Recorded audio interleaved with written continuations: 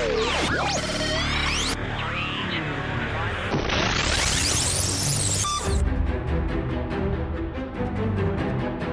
listening to The Starting Zone, a podcast about World of Warcraft and the people who play it. And now, here are your hosts.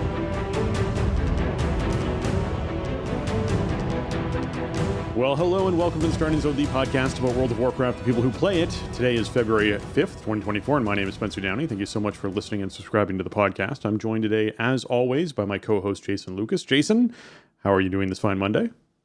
Spencer, hello. I'm doing okay. I'm coming around a little bit. I've been sick for a couple weeks now, but I'm starting to feel a little bit more like a human. Good. So that's good. So I'm here. It's been a really slow news week, although we have a bunch of new stuff happening with the in-game holidays and stuff. But yeah, man, they were teasing like whatever 10.2.6 is going to be in the pirate thing. There was a lot of WoW devs on Twitter posting Jolly Roger emojis and stuff, but ended up being nothing, discernible last week. So, this week, obviously, we got a big release coming up with Season Discovery Phase 2 rolling out. So maybe after that, maybe we'll see something, but kind of in a holding pattern this week. Yeah, it's been a little weird when stuff started so early on this past week with those pirate flags and being like, we're going to find out. This is it. Like, if everyone's starting to do it, it's like, no, they're just reminding you that it exists. That's all they're doing. It's just it's like, hey, FYI, this exists. It's a thing. And like you said, it's not a whole lot going on live game at the moment as far as, things to explore and check out that's brand new, but there are a lot of holidays happening at the moment. Right now, we are currently in the middle of Darkmoon Fair. It's already kicked off. Lunar Fest has already kicked off.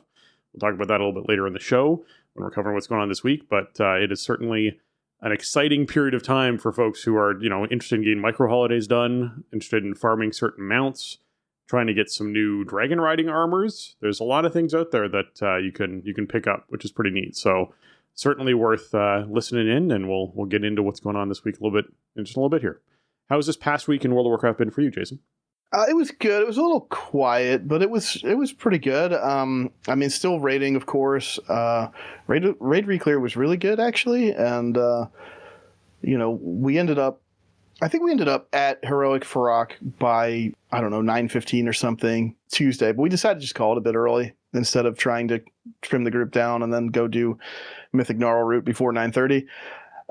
But we still ended up having plenty of time to kill everything. No axes this week, which was disappointing. We have so many strength users who are still looking for that axe, and we're kind of out of stuff to use it for. Like, we're not really doing any more prog or anything, so it's just the way these legendaries work. It's just so disappointing. But yeah, no luck with those last week.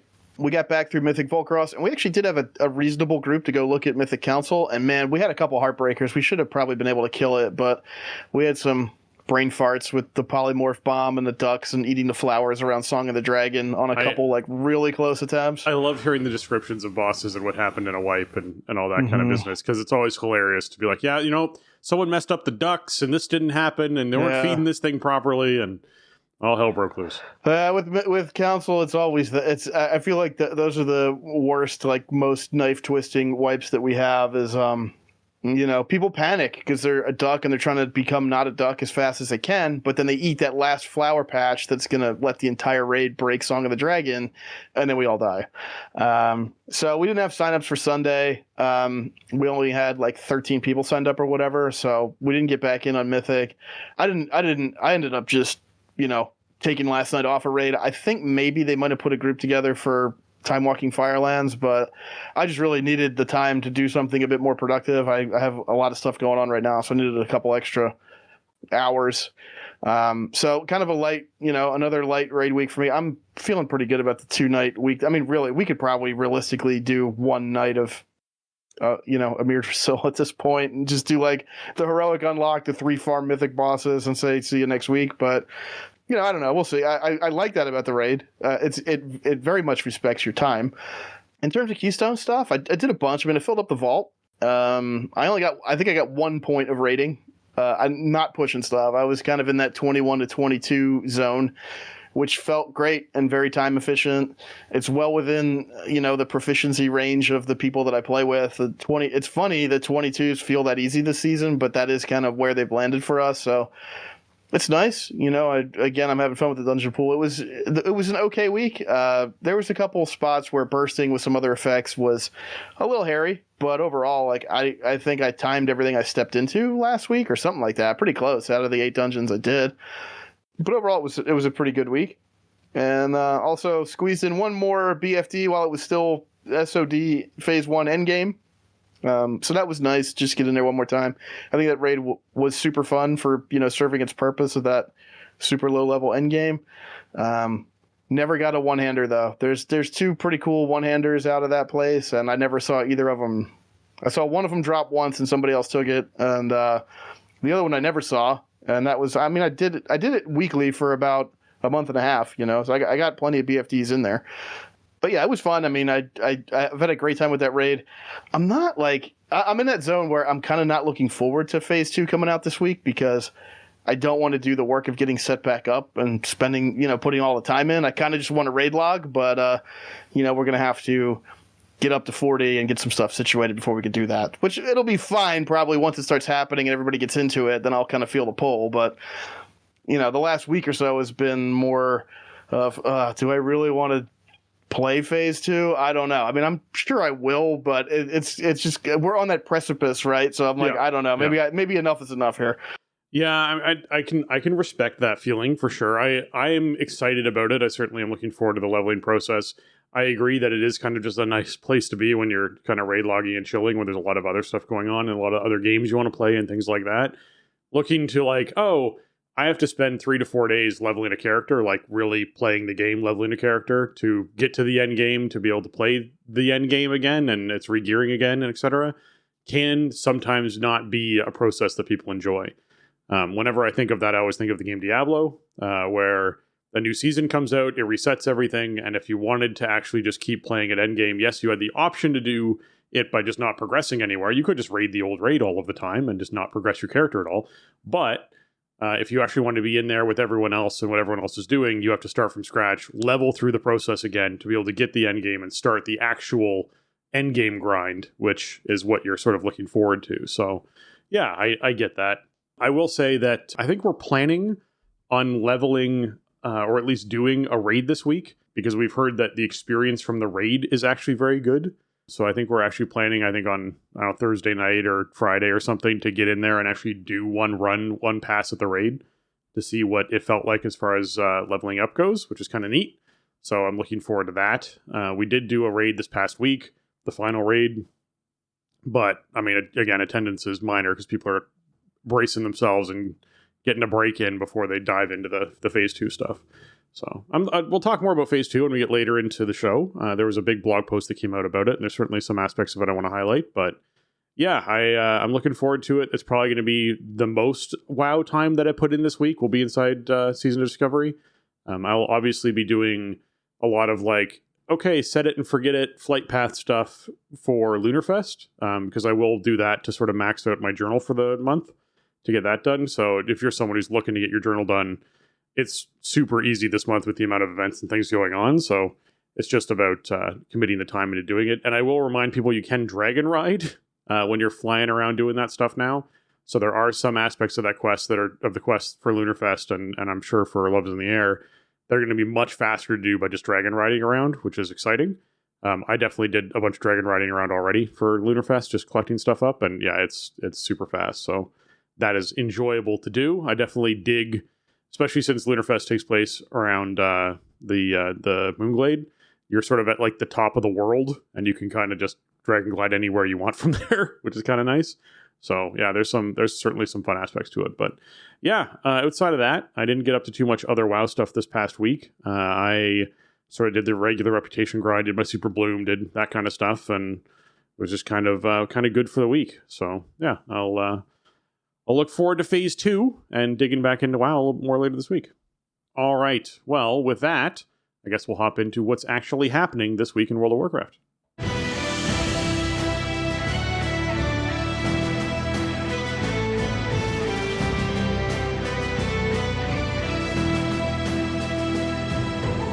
All right, this week in WoW is the Battleground bonus event, as well as the Pet Battle bonus event. So Battlegrounds have a Sign of Battle buff that's up that increases your honor gains from wins and objectives by 50%, as well as a quest to win 4 random battle rounds, which gets you some marks of honor and conquest. And then, of course, the pet battle bonus event is that the Sign of the Critter buff is up, increasing your pet battle experience gained by 100%. And there's a quest to win 5 PvP pet battles of level 25 teams, which rewards a ultimate pet battle training stone, which instantly trains a pet up to level 25. So if you're someone who went to the Traveler's Journal area and picked up your Traveler's currency, the new little like beetle bug with the hearts on it, then you can, level that one up to max level if you win 5 PvP pet battles, level 25. There you go. There's a use for it right there, if that's something that you're looking to do. The other checklist for this week is Aiding the Accord. Obviously, you want to, pick that up, and it'll be Emerald Bounty or something else, and just sort of pick it up, plant your 4 seeds, and then you're done for the week as far as that goes, as long as you get your 3k rep. Get yourself a nice reward from that. The Brawl is going to be Packed House, where they've put basically more PvP inside of your PvP. It's like a stuffed crust of PvP. There's nowhere to hide as not 2, not 3, not 5, but 15 adversaries face off in this 15 versus 15 arena battle. So yeah, basically it's arenas, except they put full 15-person battleground groups in against each other, and you just fight, and it's basically a clash that is done in like 3 to 4 minutes, and one team becomes victorious, and you queue again, and you just keep doing it, and you get lots and lots of honor for it. So there's obviously something different quest. We get you some marks of honor, conquest, and honor. This is one of my favorite brawls, to be honest. It's just absolutely ridiculous on every level, and it's very hard to control what's going to happen, because you don't know what mix of classes you're going to be up against, what mix of gear they're going to have. And 15 on 15 inside a very tight space means there's always someone taking a lot of damage from multiple people. So it's pretty crazy. But I would certainly recommend checking out Packed House if you can this week. Yeah, and this is the first time Packed House has been around in a really long time. I think it's the first time we've seen it since like August or something. I think it was sort of a victim of when Comp Stomp got kind of messed up and the whole schedule got reset and kind of paused. So yeah, we haven't seen Packed House in a while, and yeah, it is one of the wackier brawls. It's super fun. There's not a lot of technique involved here. There's not supposed to be that many players in an arena, so stuff just gets out of control really fast. Yeah, really fast. Really, really fast games and everything. So, and it's kind of just a dice roll. You know what I mean? Like if you're trying to just get something different done really quick, like there's things you could do obviously to give yourself and your team an advantage, but there's no like meta how to be good at this. You have no idea what you're going to be queuing in with or into, and then the timer counts down and everything just explodes. So it's fun. I think for a brawl that isn't like a totally new gameplay mode or concept, I think this is one of the better ones. This just takes sort of a familiar concept and just blows it up. And I always had fun with it. Yeah, I definitely think it's one that's worth checking out. All right, R-Star the Hibernator is the big old bear in the Emerald Dream that you can knock down for some 441 loot if you're looking to do that. The Mythic Plus affixes for the week are Fortified, Volcanic, and Spiteful. This means that non-boss enemies have 20% more health and deal increased damage. While in combat, enemies periodically cause gouts of flame to erupt beneath the feet of distant players. And fiends rise from the corpses of non-boss enemies and pursue random players. Fortified, Spiteful. Oh my goodness. Okay, so Fortified, obviously, means slower trash that you're going to have to deal with for longer. More trash, being alive longer means that you're going to have more people being targeted by Volcanic more often. So just your range classes need to be a little bit more alert about shifting their feet. Spiteful means that you're locked in combat at the end of killing off a trash pack because a bunch of Spiteful ads spawn. They are not affected by Fortified because their health decreases by a percentage. So yes, if you're trying to beat them up and kill them quickly, it might take a slightly longer, but in general, their health will chunk down on its own. So there isn't really something very synchronous other than, hey, trash is going to live longer, which means you have to deal with Volcanic longer. This is probably one of the better Fortified weeks. Spiteful is going to be a bit of a pain, obviously. It is going to be something that inside a tight corridor, someone's going to get meleeed. If they hit you multiple times, they can kill you. So you have to be aware of that. You got your Throne of Tides, where there's some pulls that can get way out of control, and you get a whole bunch of Spiteful ads, and you're inside a tight room with other trash around you, and it's a little bit tricky to deal with. So you do want to bring your slows and your grips and your vortexes and your roots and all those sorts of things with you. to try and deal with that kind of tight corridor aspect to it. I feel like a place like Waycrest Manor, even though it has tight hallways, isn't going to be terrible to deal with when it comes to Spiteful, because you don't often have trash with more trash like 5 or 8 yards out from it inside of that space. It's typically like a trash pack, and then there's 15, 20 yards in a trash pack.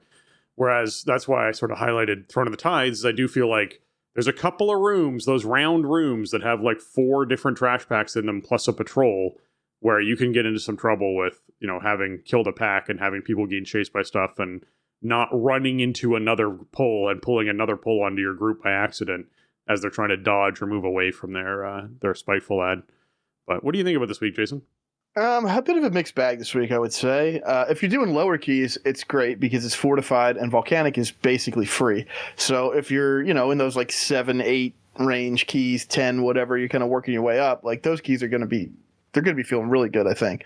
Volcanic isn't even like damaging, it's just disruptive. So you will have to deal with it on bosses, but you can bait it, especially if you have, a ranged player. You can kind of just stand out there and, okay, they're going to be the target and the volcanics are going to be in a low traffic area. Spiteful is a drag. Like it really just adds so much time to the dungeon.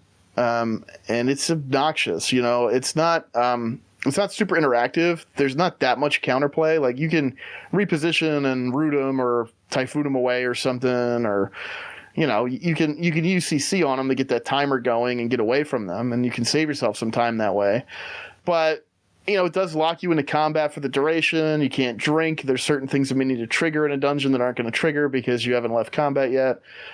Like you can chain pull and stuff, I guess, this week because you can move away from the Spitefuls towards the next pack, and it doesn't really matter if stuff dies at different times, versus something like bolstering, for example, where you kind of want to get everything super low first. Like if you have a ghost out and it's fixated on one person, then that one person can figure it out and you can keep chunking through the trash. Spiteful just, anything that holds you in combat, I think, just feels so bad. At least it doesn't have any bad interaction with Volcanic, really. I mean, I guess if the ghosts are Volcanic targets, then if a ghost gets far away from you, then you could get a Volcanic off of it, even if you're in like melee range of the stuff that is alive. But again, Volcanic is not some big deal. It doesn't require a lot of attention. You just slide out of it. So yeah, I mean, overall, I think for low keys, it's going to be great. And as you start getting up there, it's just if you're kind of pushing the limits for what your group can handle in terms of throughput, Spiteful's really going to mess up your timer. I think it's the big problem. It's going to like for those dungeons where the timer's kind of tight and you don't have a lot of wiggle room, Spiteful is going to eat up your trash budget so much. So you're going to have to pull a little uncomfortably or chain pull a bit to kind of make some of that up, and try to use smart positioning so you're not like dumping DPS throughput into the ghosts if you can move away from them and go across the courtyard and into the next pack or whatever. Just some things to keep in mind. I don't love this combo, but I don't think it's that bad. It just kind of depends on what your goals are. If your goals are like to time stuff in the mid and upper 20s, you might have some timer issues this week because of that, right? Like just the amount of time you're going to spend on trash is really you're gonna butt up against that timer. Yeah, particularly, and this is, again, what we like to highlight every week, is what compositions can create the problems for you. Any class, like Rogue, for example, that benefits from having a chance to drop out of combat, stealth, and then get an opener again to increase their damage overall in the next pull, suffers, right? Because most likely they're not going to have those windows where they're out of combat unless there's an intentional time to stop and create that opportunity. So I think in general, that just causes there to be, a little bit more of a slowdown on a group. And anyone who needs that out of combat reset time, I think is in for a bit of a pain in the butt for this week. So we'll see what happens with that. Okay. Lunar Festival has kicked off, and so has Darkmoon Fair. Darkmoon Fair is going to run until the 10th of February, so you want to be sure that you are taking advantage of that extra reputation bonus while it is around. There is one thing inside of the journal for this month about Darkmoon Fair, and it's playing 5 arcade games. You can get yourself some points for doing that. It's super easy to do. You literally just go past, just take a left before the roller coaster, and you walk over to the arcade area, and there they have like the matchmaking game from Battle for Azeroth that you can play. They have the untangling wires that you can play as well. They have the Minesweeper game, but I think it's primarily the untangling wires. It's the tracking the barrel. One barrel light up and then move around, and you got to find the barrel. It's that one, the wires, and the first one was I mentioned. I don't know how I blanked on that, but those three are the three that you want to do. Oh, it's the matchmaking. That was it. Are the three that you can do, and if you do that 5 times, so if you're willing to do 5 matchmaking games, you get yourself some points. So it's a super easy way to get some points for that log for the month. That's something you're looking to do. It's pretty easy to log in, hop over to Darkmoon Faire, and get that done. Lunar Festival, on the other hand, is running until the 17th, so it's running an additional week past Darkmoon Faire. And this is where you're going to find some new stuff, all right? There is the Winding Slitherdrake Lunar Festival armor. It is 50,000 gold, and you basically just walk up to a vendor and buy it. There's no like special unlock needed or anything like that, and you can get yourself that armor, which is pretty cool. If that's something you're looking to get. I like lunar-themed stuff as a Night Elf playing character. I think it's very fun to get some lunar-themed stuff, so that makes me happy. And the Slither Drake is one of the nice drakes for racing because it is a smaller drake, so it's one that you can, in fact, enjoy that armor on a little bit more often. The coins themselves for honoring the ancestors are all still the same as they were, except obviously there's new elders in Dragon Isles, which you can go and honor. Honoring the elders is something that gets you a lot of currency as well towards that traveler's currency that you need, so feel free to do a whole bunch of Lunar Festival stuff this month because you'll get a whole bunch of it. But otherwise, like the pets are still the Lunar Festival lantern for the Alliance and the Festival lantern for the Horde. The toys are still the dragon costume, which is probably one of the highlights. If you don't have a dragon costume yet, you really do need to get the dragon costume together so you can play either the butt, the head, or the middle body and run around in your raid. It's really fun. It's certainly worthwhile doing as a group, so definitely pick that up. There's also the Lunar Elder's Hearthstone, if you haven't gotten that yet, as well as the Everlasting Firework for both Alliance and Horde. And then there's some transmog stuff, right? You got your festival dresses and pantsuits and your crowns and the Lunar Preservation Flower Crown. That thing's transmoggable right now, so it's something that is something that you can get. The quest for the Lunar Preservation allows the flower crowns to be transmoggable all year. So if that's something you want to get, you can. And then we have to mention it because it was a thing they chose to do. If you're someone who's Venthyr and you want to go back and get yourself some reputation with your Ember Court, you can do that. Obviously, it's during events like this that you get the bonus 300% increased reputation gain. So go back to your Venthyr Covenant and get some stuff if that's something you're wanting to do. But yeah, I mean, otherwise, I mean, you got new elders to honor, which means more currency, which means it's easier to actually buy all the stuff that you want to buy. And then the 50k for the Winding Slither Drake armor. I kind of wish, and you know, Jason, you can pipe in on this, that the armor was something you bought with Lunar Festival tokens. It feels weird to just be like, it's 50,000 gold. That just feels odd to me, attaching it to this. It kind of does. Yeah, it kind of does. Because it's like, I have no real pull to participate in this. You know? I think I have everything else, or I have everything else I care about. I echo the thing about the dragon costume. It's a must. You have to have the dragon costume toys. So if you don't have them, make sure that you do that because they're awesome and they're fun to mess with, you know, when you're in a raid or whatever and you're waiting for something to happen. Yeah, you know, there's actually another gold sync too that I didn't put in here because it's a little weird, but there's like you could contribute daily to like the artisans, and if you contribute 100,000 gold over the course of the event or something, you get a feat of strength. You get absolutely nothing for this gold sync, like the tangible. You don't get a title, you don't get something on your character, no mog, and then it's just this. You know, this is like not a huge gold sync, but 50k is a substantial amount of gold still, I would say. Yep. And yeah, you don't have to participate in the event; you just have to go buy it from the vendor. Lunar Fest has always kind of been a weird event, though. You know, it doesn't have a whole lot to it. When they went back and added the toys and the like the lantern pets and stuff, that was like the biggest update it ever really got. I like that. One of the biggest things that they did with that is added the lantern that let you turn rocks into beams that shot down from the sky on people. You get the little, like, you know, lantern beams, and I remember people using those in raid all the time because we didn't have raid markers back then, so you could actually use the beams to do raid marking, which was hilarious. Which may have been where the raid markers came from, FYI, was people doing that. But it was one of those cases to me of like, that was super useful. But yeah, since then we have not seen, like, I expected there to be a lot. I'm just honest. Like, I expected there to be a lot more to this, and that they would tie something like the armor into rewards so that people were, going out and getting like 250 tokens from honoring the elders. And maybe that was all the reward they could afford this year, is buying that armor, right? So people inside our case who have been doing Lunarfest for, a decade, who have been done and had every reward for quite a long time now, are like, oh, hey, here's something actually new for me to go around and honor the elders and actually get done, right? Like, it's unfortunate that Trader's Tender is really the only reason for me to go around and honor elders, right?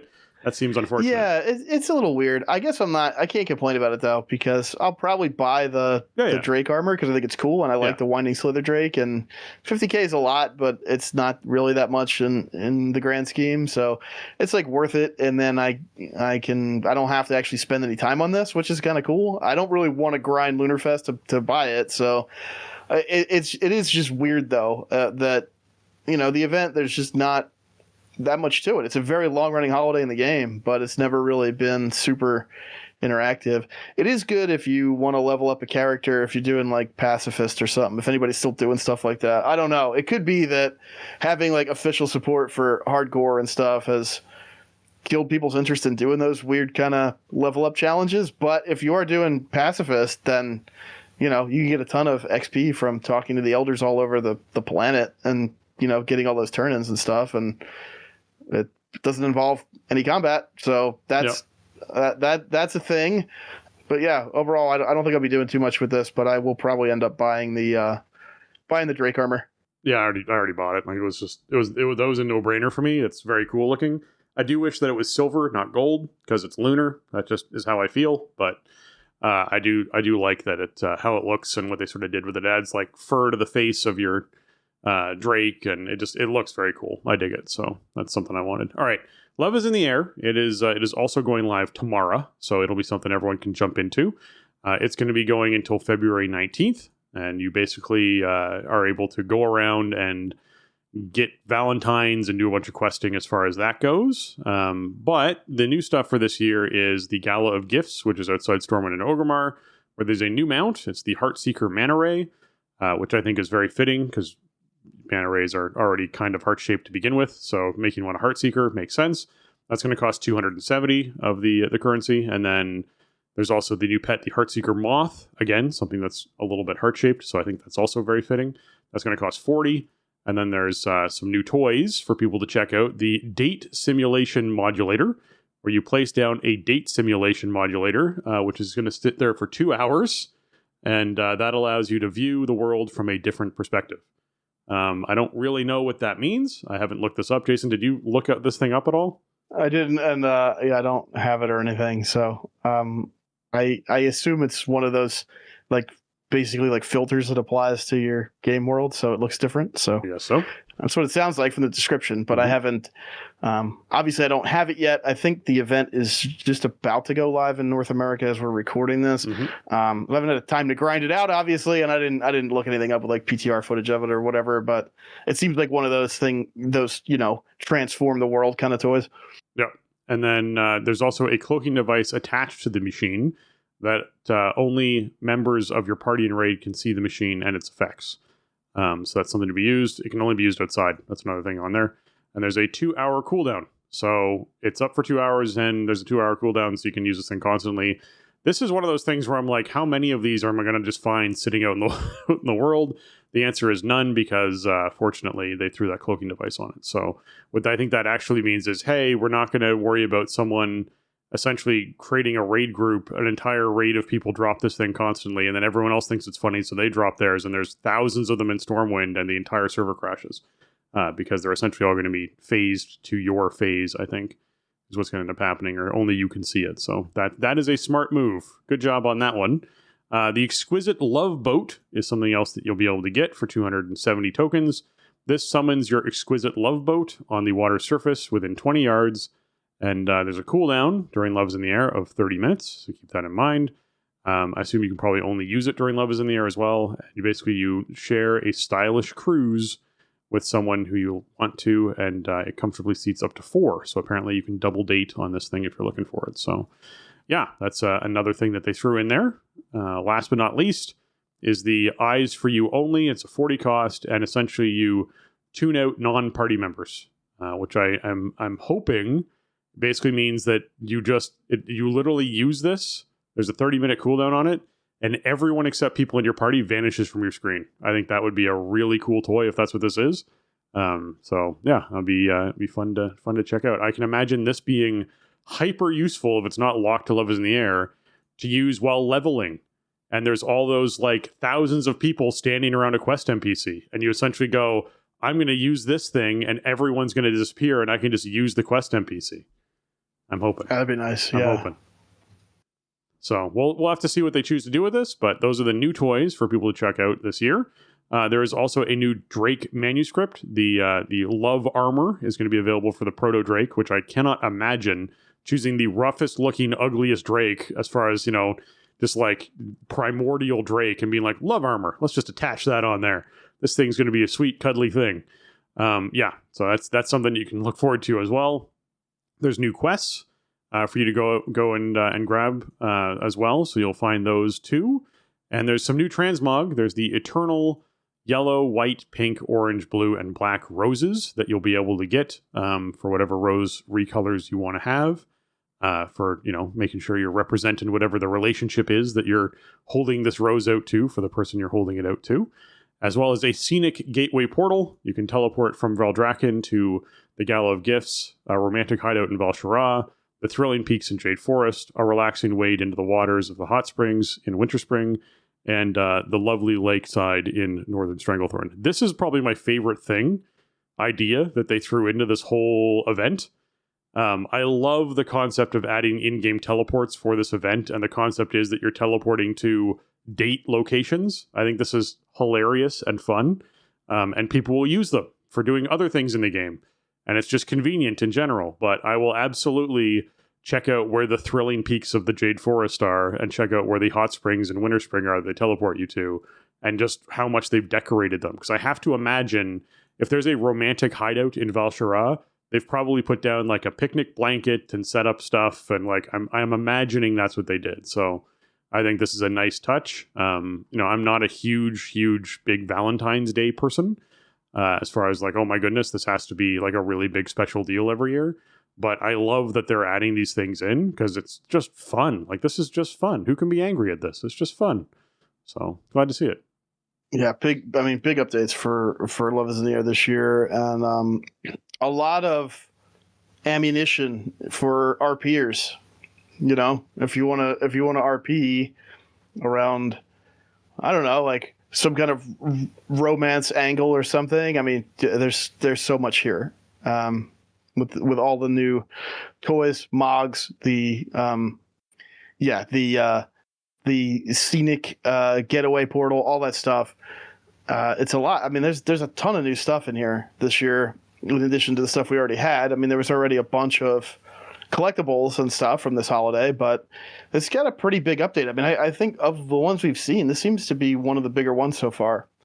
Granted, we haven't had a chance to play it yet, but I'll probably check it out later today. I don't know. I mean, I'll probably at least try to, depending on what kind of yield we're talking about for the tokens, like I kind of at least want the new toys, because toys are, to me, they're the most fun thing to collect. They have the most unique effects, and they're some of the coolest items they make in the game. So those are sort of on my list. I'll do the event boss every day and try to get the Drake armor and the mount. We'll see how that goes. But I don't really. I think I care about the Drake armor more than the mount. You make a good point about putting the Drake armor on the Proto Drake, but I mean, they need love too. No, I just think it's a hilarious thing to take a creature that in general in the game is this really rough around the edge, vicious looking like monster of a dragon, and be like, yeah, it's going to be cute and sweet, have love armor on it, and it's all good. I just think that's hilarious. Yeah.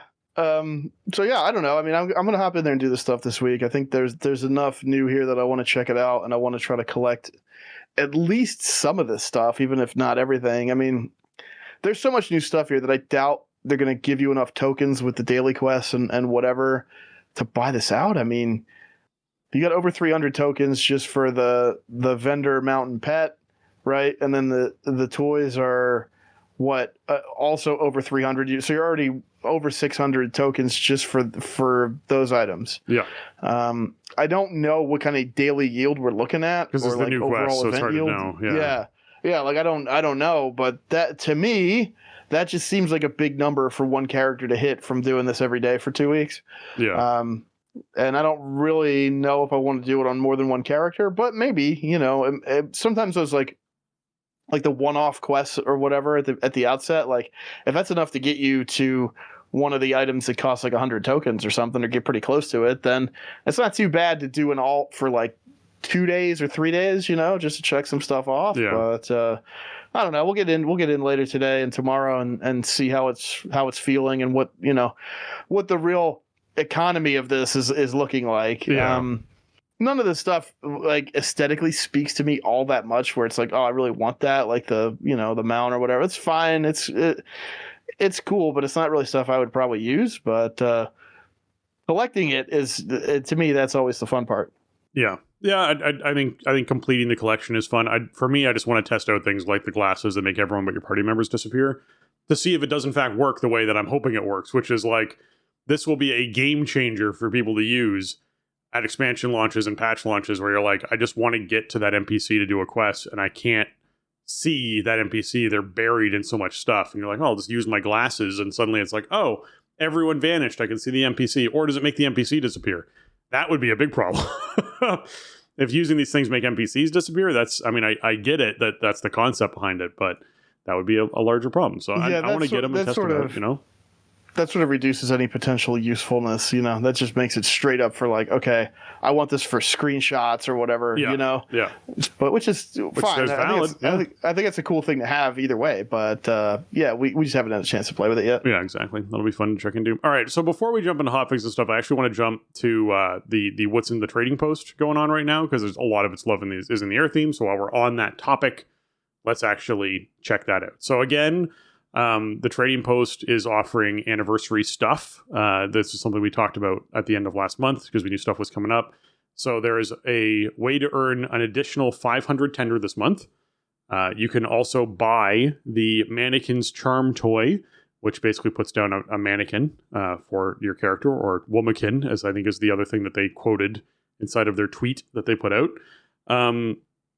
As well as the X-53 rocket, the two-person rocket is another thing you can buy. So I scooped both those up immediately when this went live, just to make sure I had those. And then I picked up, I still had the troll back piece from last month saved, so I went and bought that right away too. So that's all scooped up. And then there's a few more things I'm going to pick up out of there from this month, including that little bug, because I like collecting pets. But there's a commemorative 1-year anniversary. It's been a year since Downey and Wilder and then Shiri trading posts opened their doors.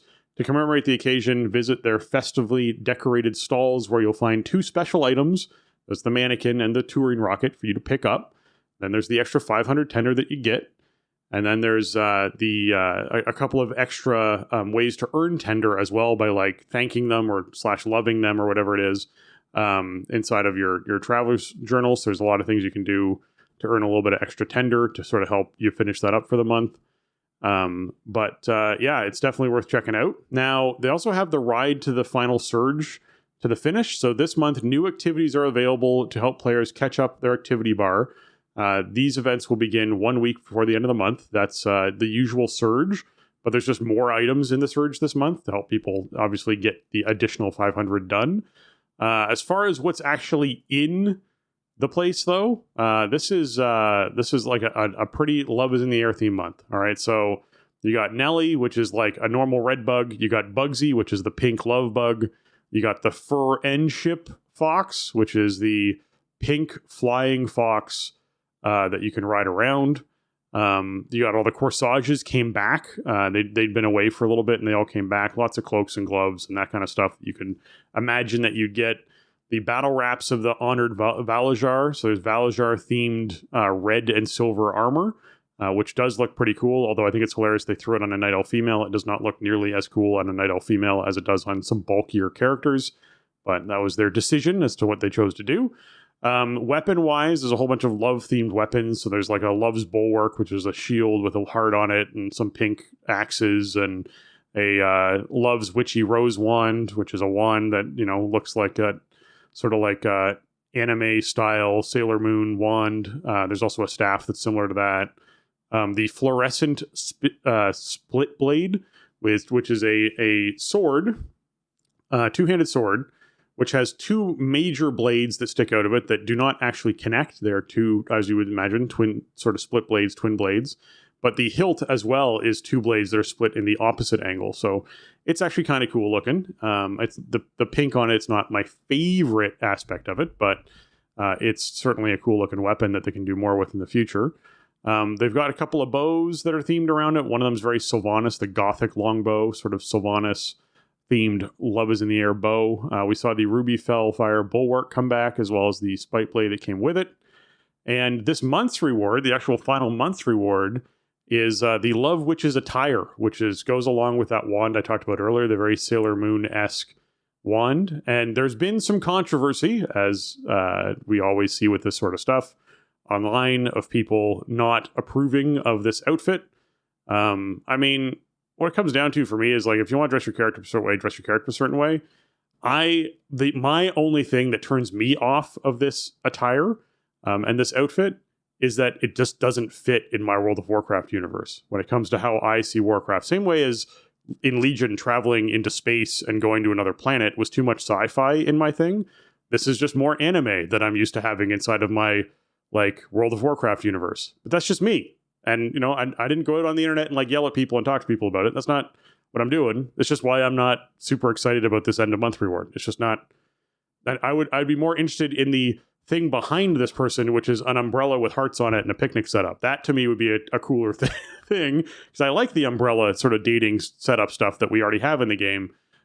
So, you know, that to me, more things like that are more interesting than a full-on dress-up anime outfit. It's just like, okay, sure, that pleases people, that's cool.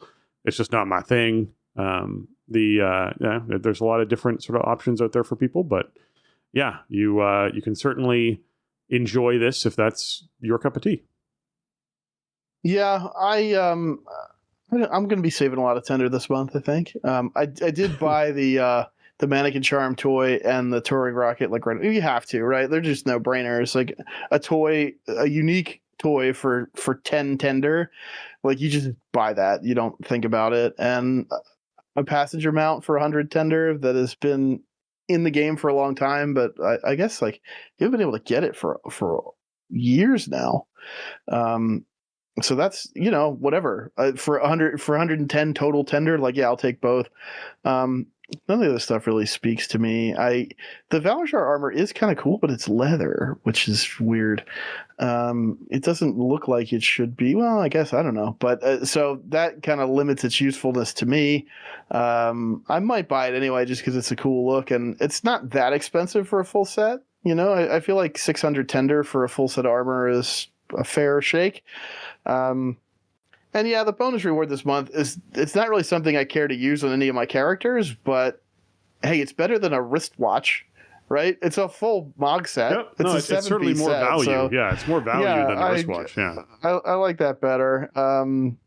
But yeah, I'm not going to be diving too much into trading post purchases this month. I do not think. I mean, none of this stuff really fits the aesthetic of my characters or anything. I do think it's funny how, like, man, trading post is such a flashpoint in the community. I feel like, you know, people get so they get so upset or so wound up about cosmetics that the game gives you for free. You know, like, you don't really have to do much to get these except stay sub to the game and play it a bit. And they don't give you any benefit in any gameplay mode at all, except for maybe Trial of Style. Yeah, and you don't have to use them if you don't want them or like them. But, you know, I feel like every month or every other month there's some controversy about what's on offer at the trading post. And maybe that's just a sign that there's not that much else to complain about in WoW at the moment, or maybe it's just because people are kind of checked out of what there is to do in WoW. So trading posts is just like the only thing that they're thinking about. I don't know. Could be one or the other or neither, but I don't know. I mean, I guess the only thing I would say is having a whole month that's really tightly themed around one thing is not maybe my preference. I'd like some variety. You know what I mean? Almost everything this month kind of fits that love is in the air, Valentine's Day kind of theme. Yeah. And it's cool to have a bunch of stuff like that that's themed around like a real world event and an in-game holiday, but having basically the whole trading post inventory themed around is maybe a little too much for people that don't connect with it, you know? But, you know, it's still a relatively new feature. So I know there's a bunch of stuff they probably want to try out with it and stuff that they want to introduce, like different items they want to introduce through the trading post. So, you know, maybe going forward, you know, we'll see a little bit less of that. Like, I think it's cool to have some items that tie really heavily into real world or in-game holidays, but not the whole inventory. No, fair enough. I definitely hear that. And I think that's probably why having the feature of this is what we're bringing back this month for you to purchase from is always a nice thing to have, because at least that is never attached to what's going on with the holidays and whatnot that are happening. All right, hot fixes for this week. Mage, you got yourself a fix that reminded me of a paladin ability long ago. Shifting powers visual will now appear smaller and be less disruptive for the mage's allies. Yeah, there was a paladin ability a little while back that was like a flashbang going off whenever they cast it that blinded your entire raid team. Those were terrible. I'm very glad the Blizzard is aware of when spell effects are doing things like this and reducing them or removing them or changing them so that they no longer cause everyone to be blind, because that's never fun when you're playing a game and you're trying to do mechanics and someone's like, I'm going to use my button, click, blam. Oh, no one can see. I just walked off the cliff. You're like, yes, yeah, okay. Not exactly what you want to have happen in a raid. So yeah, glad to see that change. Yeah, I don't know if I am aware of what this looked like before the change. Although I saw some other people in my team like commenting about it, about like one of our mages. So maybe it just wasn't like as pronounced, or I just didn't catch it like in raid groups, but maybe in the dungeon group it was more overpowering. Yeah, it's like I can't see it through the boss most of the time, you know, but yeah, like I guess that's the line you have to walk, right? You want the VFX to be cool and flashy and make the game look cool, but you don't want them to disrupt people from playing together either. There was nothing like having 2 or 3 paladins in a raid group and just like flash. Like, oh my god, yeah. I can't see what's happening. I remember those days. Yeah, that was one of the loud. That might have been the loudest one ever. I can't remember what the spell was called, but I'm trying to remember it too. But. Yeah, that was rather pronounced. It was, yes. I guess this wasn't as bad. Or, I don't know. I didn't really catch it specifically, but you know, I'm glad they toned it down. It should look cool for the player, but not for everybody else. I mean, it should look cool for everyone else too. It just shouldn't be that impactful that you're like, oh, that mage is casting spells because I can't see anything else on the screen at the moment. All right, other hot fixes. Farak on Mythic got some changes that came in here. The flame-bound and shadow-bound auras are no longer private auras, which means they're accessed and viewed a little bit differently. Apparently, developer note on this is we've observed that the common strategy for players executing the flame-bound and shadow-bound mechanics on Mythic Farak involves cumbersome add-on and macro setups and execution. Our goal with this change is to remove this burden from players who are progressing on the encounter and refocus the challenge on the gameplay. So this is always one of those interesting notes to me, right? Because first of all, I'm like, great. I'm very glad that they've recognized that the way that everyone's doing this boss is if you're someone who's responsible for this mechanic, you have to get these add-ons and run this macro, and you have to do this particular thing this exact way to try and make it all work, and this is the smoothest way to do it. But my brain always goes to when I see this, like, how did you do this in-house, right? Like, I always think about, like, because they have an in-house raid team that tests raids and tests raid encounters, and how is it that they were able to go through and do this raid without macros, without add-ons, and do this mechanic if it's so cumbersome and a pain in the butt to deal with add-ons and macros? Like, with those things, it is still that level of cumbersome and difficult to deal with. So, yeah, I always get curious about how mechanics like this get into the game and what it was like for the team when they were doing testing in-house and what that sort of felt like. So, anyways, I just wish there were more stories from that group and being like, hey, let's do a debrief on this boss. And this is what this boss was like for us when we were defeating it without any add-ons or anything else going on.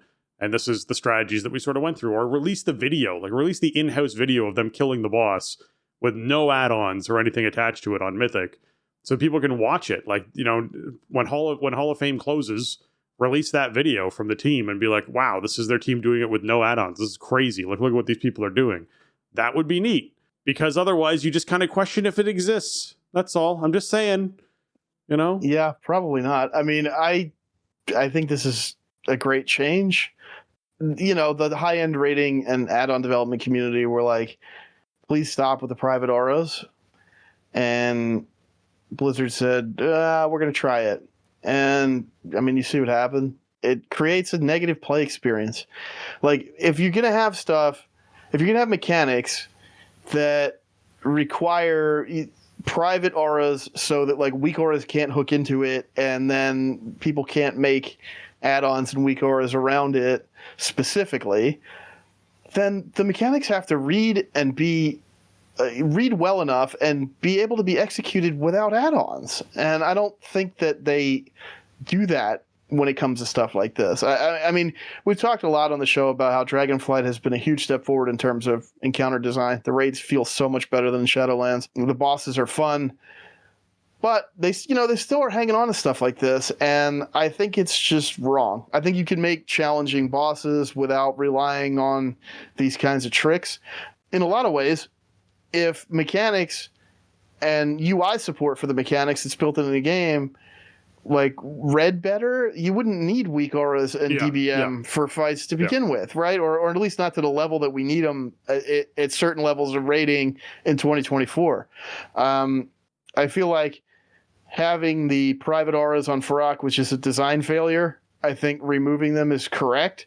And I think the challenge for the encounter design team is to avoid, designing themselves into a corner where they need to rely on stuff like this to make a fight challenging, because they need to sort of hide behind this private aura that is going to be a software development challenge for add-on developers and weak aura authors to come up with workarounds so that teams can execute the mechanic. Like, just throw mechanics at us that we can execute. This is also sort of the arms race with the race to world first kind of stuff, and you're specifically designing this for a very small selection of teams and then hoping that, other teams catch on, or then you dial it back relatively quickly. I would love it if they would just stop with this kind of stuff from a design perspective. Make a cool fight, make it challenging, make it punishing, make the stuff that you need to pay attention to read well, and then you don't have to worry about setting up private auras on abilities to make them artificially even harder than they already are, So I don't know, maybe a lesson learned for the future for stuff like this. It just screams to me of Lords of Dread, right? Because we had this huge conversation back in Shadowlands in Sepulchre about Lords of Dread and that fight, and it being one of those fights and one of those encounters where, how did you expect a team that had no add-ons to be able to accomplish identifying which people were the ones that you had to DPS within the incredibly tight time frame? And that time frame got tighter based off difficulty, to be able to actually assess that before it wiped your raid. Like, because if you failed it wiped your raid. And it was like, how are you expecting people to accomplish this? And they blocked 2 different add-ons that were helping people do it before people finally settled on a way that they could do it using add-ons still to figure out who was doing what. But it required a lot of communication through voice to be able to actually figure that stuff out and do it quickly. And on Mythic, when it was a very short timer, you really had to not get it wrong. Because if you killed someone too by DPSing the wrong person, it was still a wipe, because you couldn't lose people on that fight either. Like, it was just like, yeah, I don't know. I had a big rant back then about, hey, if you're going to put mechanics like this into the game, you need to put in UI support, UI element support that allows people to do the mechanics with what you're giving them, right? If you are going to put a boss in the game that is that strictly, mechanically speaking, unforgiving, then you need to put in the tools to be able to accomplish that boss. Otherwise, people are going to keep creating tools and trying to find ways to do it And it's where I then question, just like I questioned about this, how did your in-house team manage to do this? What were they doing that allowed them to accomplish this on the mythic difficulty with the timers and the DPS checks and the unforgiving aspect of the elements that you had going on? Because in a lot of cases, no other team on the planet has done that. So it'd be interesting to see, right? Like, so I'm hoping that the UI team behind Blizzard, as we continue to progress into these future raids, gets better and better at putting together elements for people to accomplish the mechanics that the mechanic and encounter design people are putting together, and that the encounter design people are thinking of that as they design mechanics. How is this best executed? Like, I remember for that the bosses back in Sepulchre, I had like a whole idea of what they could have designed and done for the layout of the UI to make this actually happen and work and be good, but they didn't put the time into doing it. Their time went elsewhere. So it's like, okay, if you're going to design bosses like this, you need to allocate the time so that people aren't required, basically, to use add-ons to be able to accomplish this encounter in any kind of reasonable time frame. And I can say that because teams are still working on this boss. This boss has been out for months, and there's people who have hundreds of pulls on this boss. And I can tell you, the people designing the encounter do not want people to spend 450 pulls on Farak. They did not design the boss to be that. They don't want anyone to experience that. That's not what they consider to be fun. So I'm sure they are disappointed, which is why we see nerfs like this coming in when they see these numbers happening, right? That's why they make the adjustments they did. Like, Sepulchre was such a big learning lesson for Blizzard's whole team, because they really did recognize, like, it was never our intention for it to be this punishing. Like, they wanted to be punishing, but they recognized the mistake that they made by doing that. Like, the player base, like, as an example, I'm a great example of that. I'm done with raiding for a little while. Like, after that raid tier, I was just like, you completely burned me out, and I don't trust you anymore with what your encounter design is. So I'm backing off for a bit, right? So I'm going to come back next expansion. I'm going to raid. It's going to be fun, and I'm going to enjoy doing it. I might dabble a little bit more into raiding in the last chunk when we bring all the raids back for this expansion, to sort of go through that. But when it comes down to it, like, they make mistakes like this too often, in my opinion, when it comes to designing UI elements like this. So I'm hoping we see this start to go away a little bit more. All right, more hotfixes. The Ataldazar, they address an issue where the Razan encounter can unexpectedly reset. This has happened numerous times to me, so I'm very glad that they address whatever this issue is, because I've definitely been like bringing him around the arena as he chased me, and then he just walked into something and vanished. And I was like, well, that was great. Okay, I guess we have to start over. And people used heroism and blew their cooldowns, and now we don't have those, so now this fight's going to take a lot longer, and it's a huge pain. So glad they addressed that. They also addressed an issue where the visual for Spark of Tyr does not snap to the ground. It shouldn't have floating sparks of Tyr out in the sky that then land on you and kill you. They also addressed an issue where Spark of Tyr would immediately trigger if the target that it was cast on had immunity. So yeah, another nice thing. Not just having those pop immediately and having to have people not use immunities when they feel they need to use them, because they might wipe the group. So that's also a bad thing. When it comes to Everbloom, they address an issue where Witherbark can be pulled out of the encounter area. I don't know who all was doing a lot of this, but apparently, yeah, you could drag him out of the actual space that he was supposed to be in, which I guess also defeats the purpose, because then none of the water could ever get to him.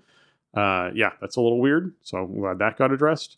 And they fixed an issue where the Archmage Soul can cast Cinderbolt Storm twice after gaining Fire Affinity. Yes, let's not have to dodge all of the stupid fire circles twice in a row and have the big explosion fire ring happen twice in a row. That's just not, no thanks. Let's avoid that. That's not fun. They also fixed an issue where the mages before Archmage Soul were not resetting their health after they left combat. I don't really know what that was actually affecting necessarily, but I guess it just came down to like, hey, if you wiped on those mages, you could kill them easier. But yeah, this is a stealth buff to the dungeon difficulty. The pack right before Archmage Soul is horrendous. It got to be the hardest pack in there, and Everbloom I would say is still maybe the hardest dungeon in the pool. And yeah, the saving grace was like if you died, if you full wiped on that pack on forward or whatever, then at least a couple of the mages would be pretty low health, so you could just kill them quickly. But yeah, you're not gonna be able to do that anymore. So yeah, that's a bug fix that results in sort of a difficulty buff to the overall dungeon. But do your best. And yeah, apparently what people were doing was just pulling Witherbark out of that arena and then just pulling him throughout the whole dungeon the whole time, because I guess he would like glitch out and not do any of his abilities or whatever. And so instead of standing there punching the boss down, you know, occasionally throw cleave on him every now and then. Yeah, you just walk him through, you know, as you clear the rest of the dungeon or whatever. So I didn't do it. Somebody told me about it before this got fixed, and I was like, I don't want to try that. Let's just kill the boss. That's where I'm, with those things, I'm always that guy. And I'd be Mythic Raid team. People would be like, hey, we have this great strat that we found out where if we all stand on top of this pillar and pull the boss, then the boss does this glitch, and then they won't cast this ability the next time we pull them. And you're like, yeah, let's not do that. That sounds like something we can get banned for. Let's just because we know that's not intended. Like, you know that's not intended. Let's be clear.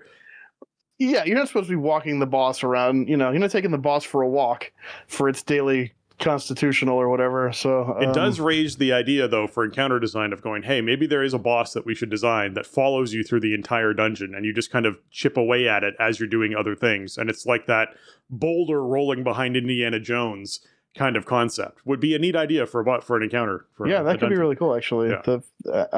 Maybe not. I don't know if that'd be like a fun keystone, but hey, you know what? If they nail the design, it could be really cool. Like that's a cool concept. But anyway, you're not going to be doing that with Witherbark or Witherbark anymore. So that's that. Yeah, I do feel like Everbloom needs a little bit of a tuning pass still. It just feels a lot harder than most of the rest of the pool.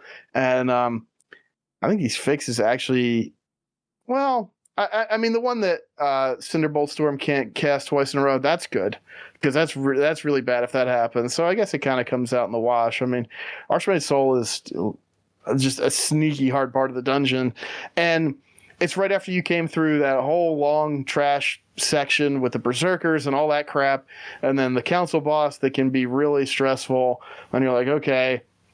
But there's no ramping down from there, because then the mage trash is horrendous and Archmage is really hard, and then you go straight into the last boss, which is pretty hard. So I would love to see that get touched up just a bit, and these changes are kind of a mixed bag in terms of the overall difficulty of the plays. Yeah. All right. Next little news story, Emir Drassil's Hall of Fame has officially closed. So after 83 days of this raid being out, it is now finally closed. It has been almost 3 months full of days. The teams have been working on this place on Mythic, and it has finally closed out the Hall of Fame. And I would have to assume this means we're going to see another passive nerfs and stuff happen. Maybe not this week, but next week, as far as what they might be doing with things like that.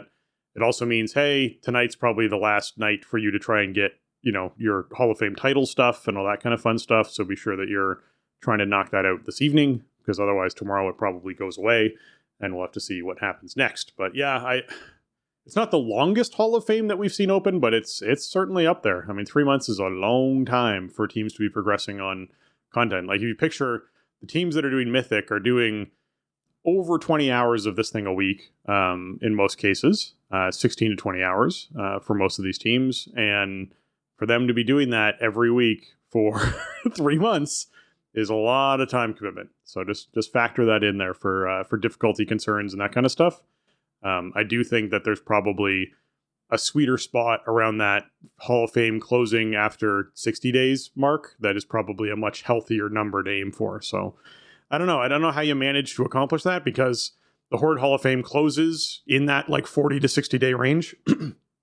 So the fact that the Alliance one stays open for so long speaks to the, amount of Mythic Raiders and amount of teams raiding on Alliance side.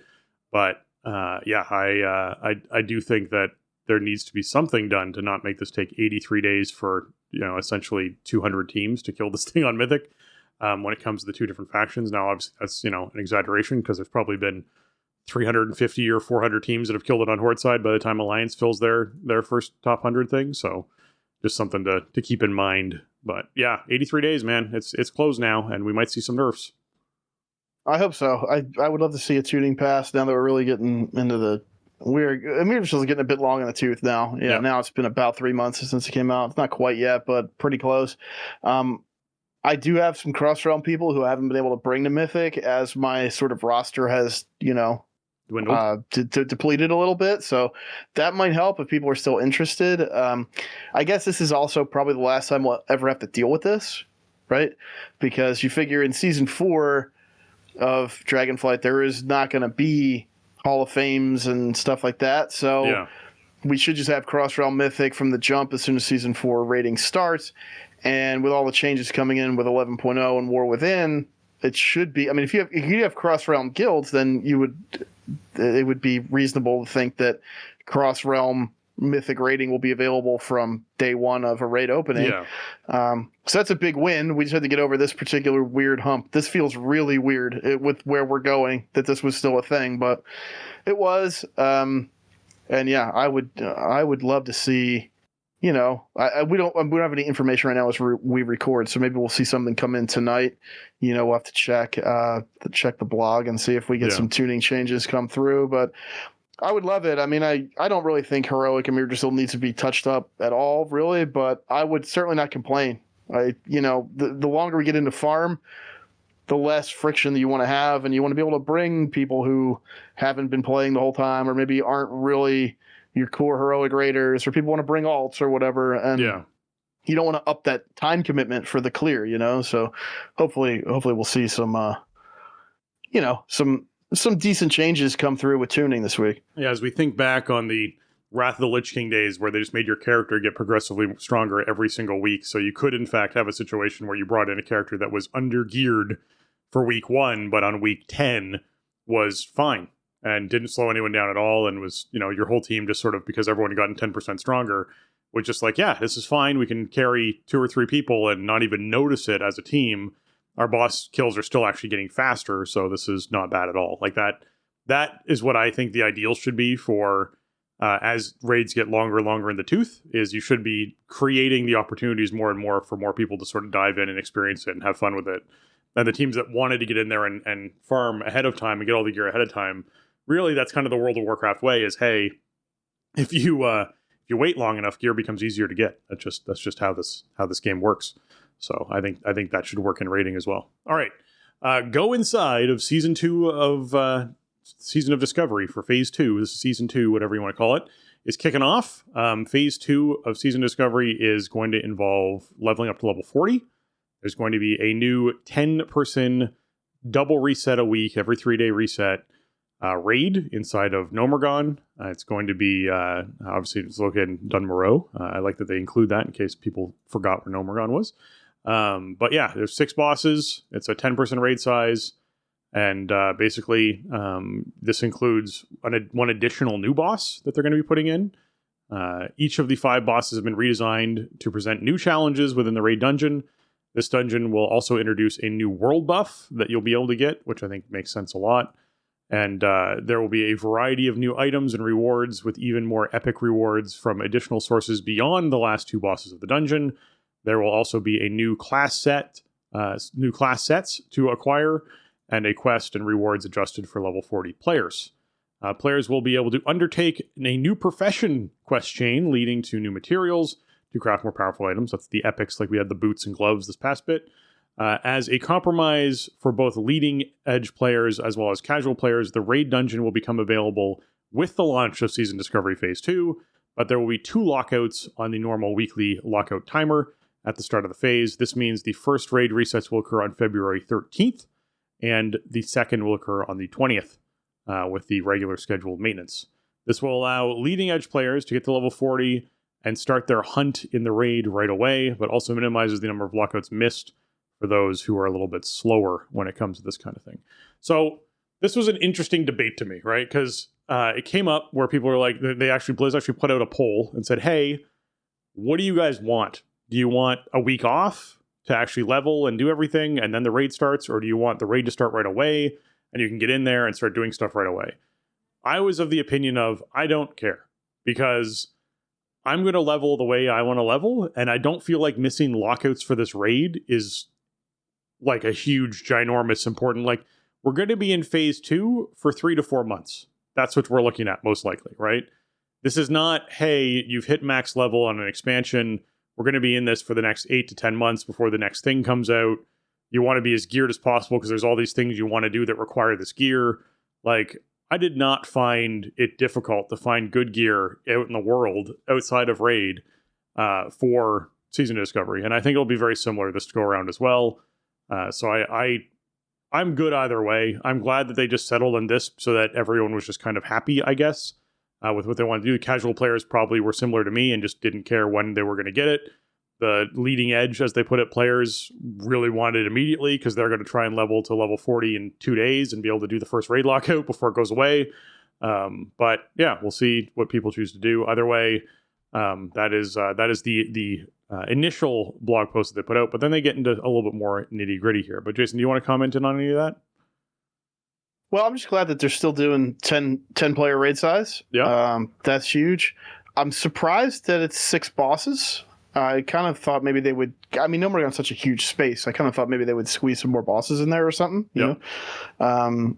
But I mean, it seems like it's going to be in that same lane of a relatively chill raid, you know? If it's on a twice a week lockout, it's 10 player, it's 6 bosses. I mean, granted, you know, Nomura is a way bigger interior space, and we might have, you know, there's a lot more trash in there. There's probably going to be the scripted events and all that stuff. So it might still be a bit longer than BFD once everybody knows what they're doing. But it seems pretty good. As far as the timing goes, like, it doesn't really affect me because I don't think I'll be raid ready the first week anyway. You know, I just don't have that kind of time to devote to the process. So I think regardless, I was going to miss it. And I don't know.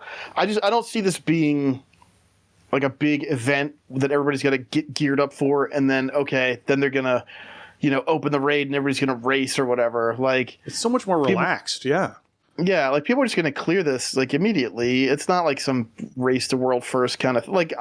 Will there be some kind of cool prestige or feather in your cap for being like world first season discovery Nomer? Yeah.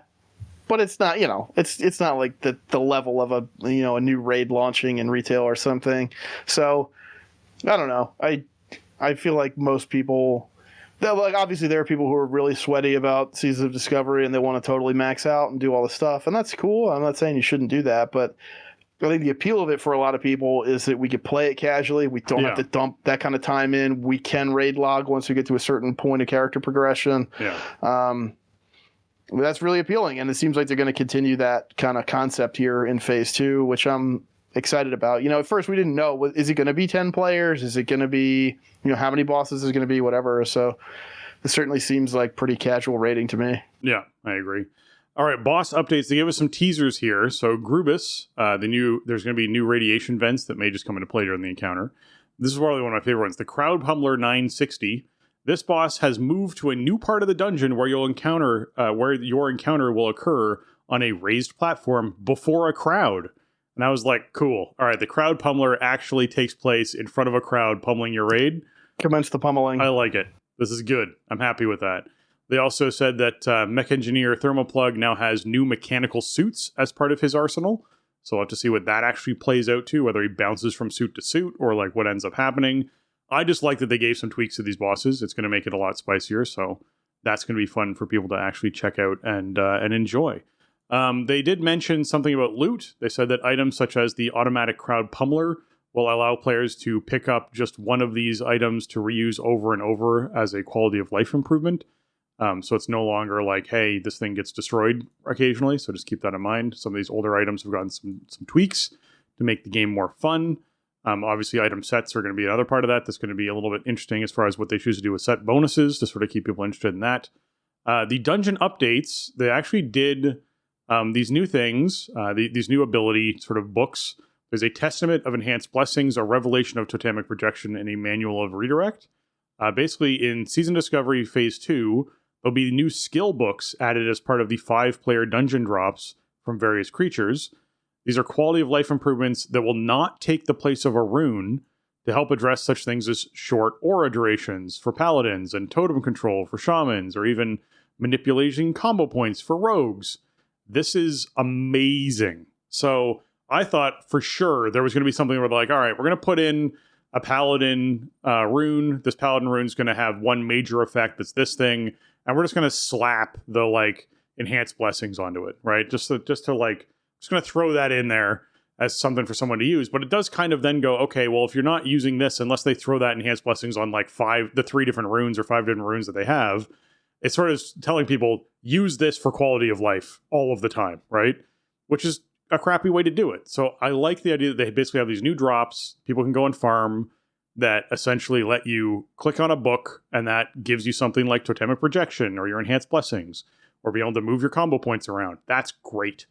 I dig this. This is a really big quality of life improvement. So that is certainly something for people to be excited about if you're going to be doing some Season of Discovery this week.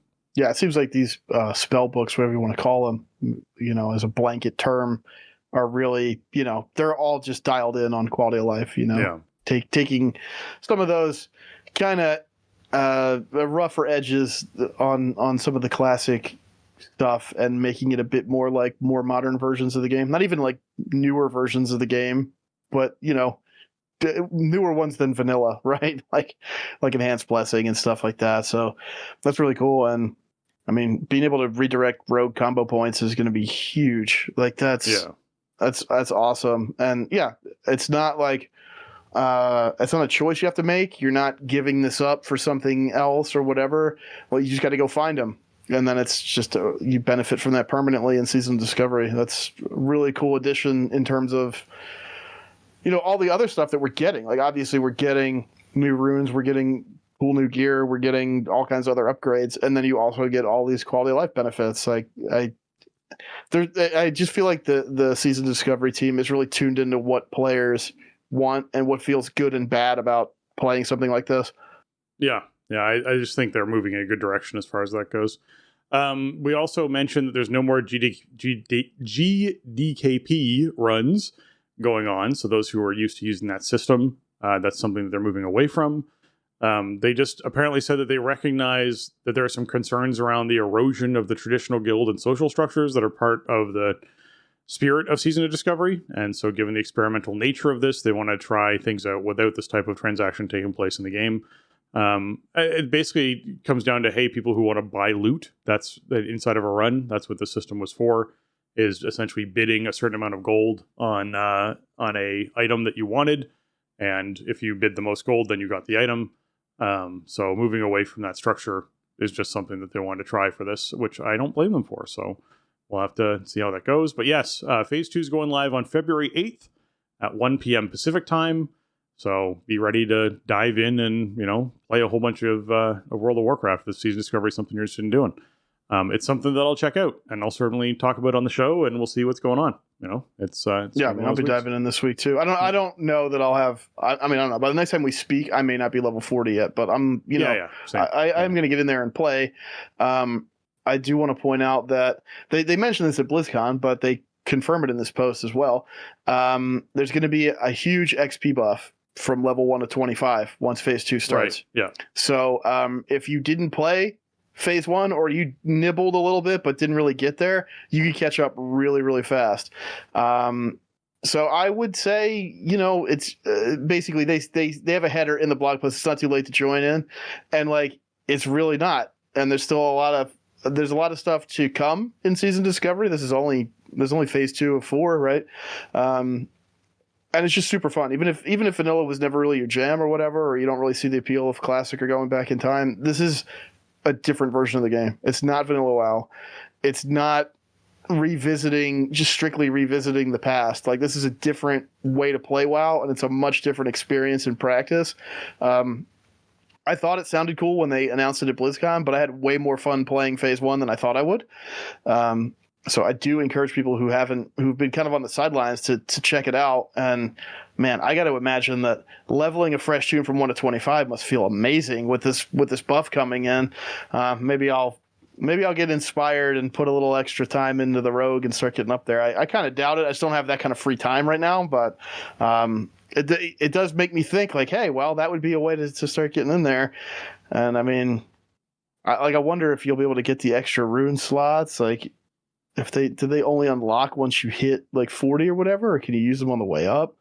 Yeah, I don't know. It depends on how they actually lay it out. If it's anything like Phase 1, then you'll be able to actually get your runes on your way up, and you'll find boots ones, and you'll find the other ones that they're putting out there for people to actually be able to check out and equip to their gear and have fun with that. I hope that they put in a way to make the older runes easier accessible for folks. because otherwise it is a bit of a chore to sort of on your way up to 40 be like, oh, I have to make sure I run from this area of the continent all the way over to that area of the continent. Like, there were definitely some of those tasks that took several hours to complete getting one rune. And I do feel like them adding some sort of way for folks to get those at a more ready way off of a vendor, for example, would be a very, very nice thing for them to do for people. I'd also like it if they made the runes account wide. I'm just saying. So if you have more than one mage on your account, you just have all the runes that you had on your one mage unlocked on your other mage. That would be another nice thing if they did. So there's a few quality, especially for the things. Ones you gotta spend a lot of gold to get. Yeah. Or reputation locked ones, or like there's certainly some of them that are they take a long time to sort of accomplish. And a lot of the ones that were reputation locked, for example, turning in all those little chests to actually get the reputation up to get them, are the ones for your ultimate, your other spec, right? It's your taunt for rogues, it's your warlock tanking abilities, like all that stuff was locked inside a lot of cases behind reputation grind. And I could see people being frustrated with, okay, you made leveling up easier, but it's still a huge pain to be able to get a few of these runes that I need to actually have fun playing my class. And I think that's unfortunate. So I do think they could lessen the barriers that exist for some of these runes. I think it's okay to have some runes that are grindy or more of like, a goal, more of like an aspirational thing. I do think it's okay, but I guess what would be cool would be to see that stuff get funneled into the 25 to 40 zone band, so that you can do it in phase 2 end game or whatever content, or phase 2 content as you level up, instead of just having it all parked in, low level stuff necessarily. If you just kind of leveled through and didn't collect everything, then it could be kind of a drag. So hopefully some of that stuff will get some alternative acquisition methods or something. I mean, we don't totally know right now, but I think those are some opportunities they have for sure. Is to just, you want part of the appeal of this is having players within a small level band, and where like only a certain amount of the content is sort of the end of the game or whatever, or like end game. So, I think there's some opportunities there to just really concentrate all the stuff that matters into those spaces. So I guess we'll see how it goes in this phase. And then if they carry anything forward, maybe they don't do it this time, but phase 3, they go, oh, actually, we need to make like everything, we need to funnel everything into level 50 to make sure that people can, get all the stuff that they want.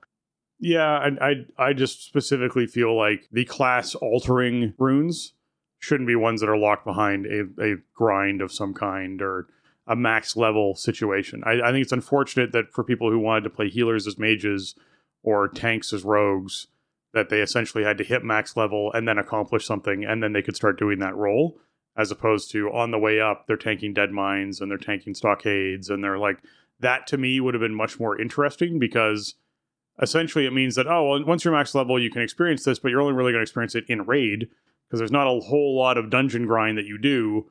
Maybe Shadowfang Keep was like one of the few areas where people really went to actually do some stuff at max level, where you're going to experience doing something that in that different role. So I think giving those runes a little bit earlier on, a little bit more accessible, would have been a better decision when it comes to allowing players to experience that a little bit better. It's also less pressure. Learning to tank in, lower end dungeons is substantially less pressure than in a raid. Just putting that out there when it comes to like, hey, I haven't tanked on my rogue before, but here we go, it's a raid, let's try it. Like that is a little bit daunting. So I would just say it'd be nice if they made those accessible a bit earlier. So yeah, I hope all of that comes to fruition. We'll find out. All right.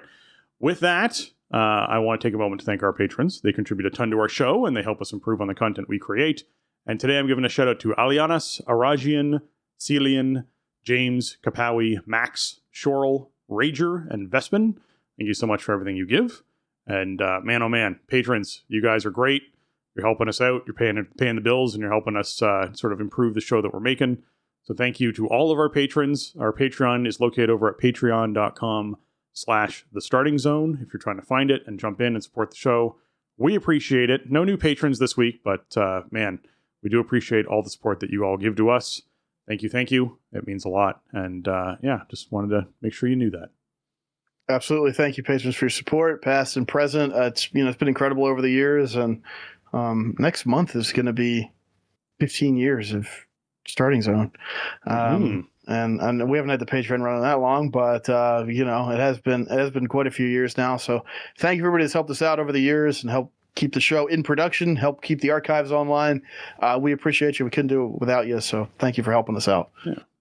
And if you folks have enjoyed this episode, another great way to support the show is heading on over to your iTunes, your Apple Podcasts, and leaving us those 5-star reviews. We're still working our way through the ones that we got, but I want more. I want more of these reviews.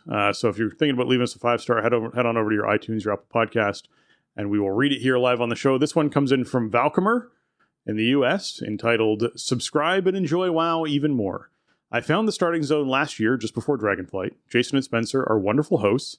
The information and storytelling of their own experiences has helped me to understand many aspects of the game. It is easy to get overwhelmed at the immensity of World of Warcraft. The Starting Zone gives me ideas to work on, new perspectives to the game, and direction on how to spend my limited gaming time.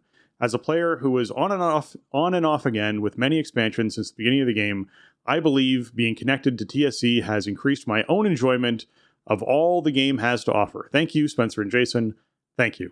You are most welcome, Valcomer, and I thank you for leaving us that review. It means a lot to us, and I'm glad that we are able to help decipher the complexities of the game and help point you in the directions where you have even more fun and can enjoy the game even more. So that's all we really strive for is, back when we started the show, people going, hey, there's nothing to do in World of Warcraft, or hey, the game's just so overwhelming, I just don't feel like knowing I just don't know what I want to do when I log in, right? There's just too much to do. I just So we try and decode and decipher and decomplicate and demystify the whole thing so you can get in there and enjoy.